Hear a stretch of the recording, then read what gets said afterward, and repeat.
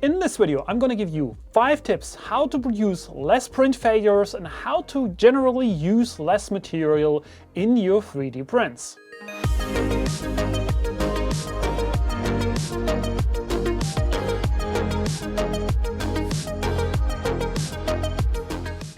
Let's be honest, we all love our 3D printing hobby, but we're also guilty of wasting a lot of plastic. At least I am printing a lot of stuff that ends up here on my shelf doing nothing or eventually in the waste bin. I also generate a lot of plastic waste from failed prints, support materials, and also empty filament spools. How can we as a 3D printing community waste less plastic, produce less waste, and make the world a better place? Mr. Beast, MKBHD, and Mark Rober started a new initiative that I would like to support with this video. It's called teamseas. They are working with the Ocean Conservancy and the Ocean Cleanup Organization around the world to remove 30 million pounds of trash from the oceans. Every dollar donated towards teamseas.org removes 1 pound of trash from the oceans. So please, after watching this video, go to teamseas.org and donate at least $1 to support us. I personally donated $100 and will on top donate 1 cent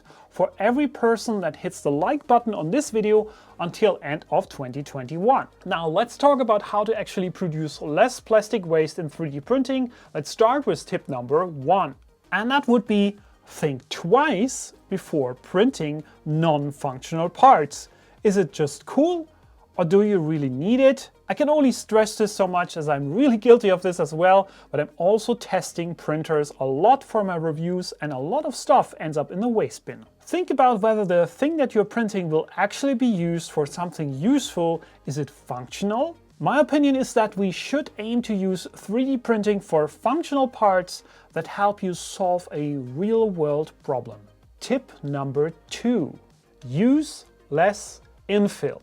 Most of us, especially beginners, leave slicer settings on the default, and this could mean something around 15 to 20% infill is going to be used. You might think that this means that 20% of the part is going to be infill, but in fact, in this example print, 20% infill means we're using over 45% of the material for infill, which you're not going to see from the outside. So your first question should be, what influence does the amount of infill have on this very print? And if the answer is not, this part needs to be super strong and it's going to have a lot of force on it when it's used, you're using way too much infill 99% of the time. So most of the time, 5 to 10% infill is totally enough. 5% infill on this part will reduce the amount of infill on the overall part down from 45% to 35%. Actually, this Superman bust is printed with 0%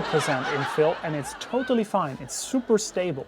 Another side effect of reducing infill is that your prints are going to finish faster, so you're using also less energy. Let's come to tip number 3.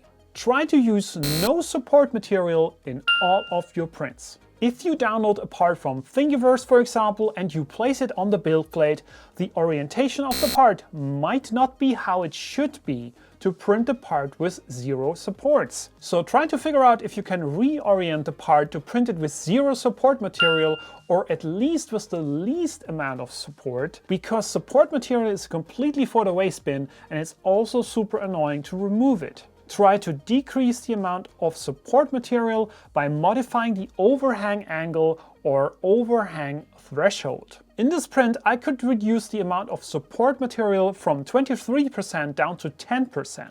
If this would reduce the quality on the back of this print, I wouldn't mind, as it's the backside, so no one's interested in that anyways. Let's come to tip number 4. Check the first layer adhesion for every single print that you start. A lot of times when my prints failed, I did start a print with the assumption that the first layer would stick fine, as the last print I did on that printer also went fine. Even worse, I sometimes change the filament type and brand between prints and forget to check the appropriate Z offset. And that is exactly when prints start detaching from the build plate, of course. So my recommendation is take the time to watch the first layer get printed, check the layer adhesion, and if you see some part part of the first layer is not sticking well enough, stop the print and recalibrate your printer. Tip number 5. Monitor your print. If I'm printing for hours and hours, I don't want to be there all the time, but I still want to be able to monitor if everything goes fine. I found that Octoprint with a webcam is my personal favorite for that,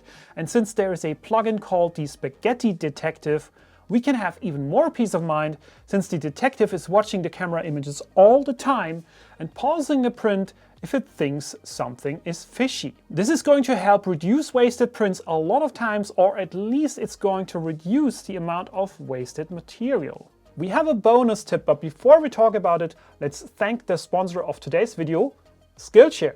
Skillshare is an online learning community with thousands of inspiring classes for people who want more than just consuming content, but who also like to connect with other learners and share their achievements. Exploring new skills, deepening existing passions, and simply getting lost in creativity is what Skillshare is all about. Since we are approaching the last part of this year, I'm looking into classes which will help me find focus and making the right goals for the upcoming year. I figured that the classes from Ali Abdal are great resources of inspiration. I can highly recommend his courses and also his YouTube channel if you're looking to become more productive.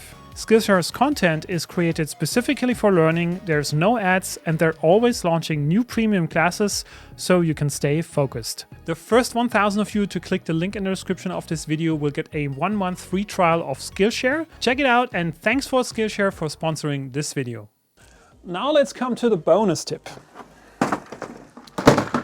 Collect your 3D prints that you don't like anymore and the other wasted material and separate it right from the start into different material buckets. So separate PLA and PETG and other materials for recycling. I'm using recyclingfabrik.com in Germany to send in all the material I would normally throw away and even empty filament spools. They take the plastic and make new filament out of it and then reuse the empty filament spools as well. Later I can buy recycled filament from them at a discount depending on the amount of material I send in. If you know a filament recycling company in your country, please add a comment to this video. I'm currently building a list that I would like to publish on my website as soon as possible. So please help me build this list and tell me what experiences you have with those companies. Another way to reduce failed prints is to properly store and dry your filament. Watch this video on how to build a DIY filament dry box for little money, and I see you in the next video. Bye!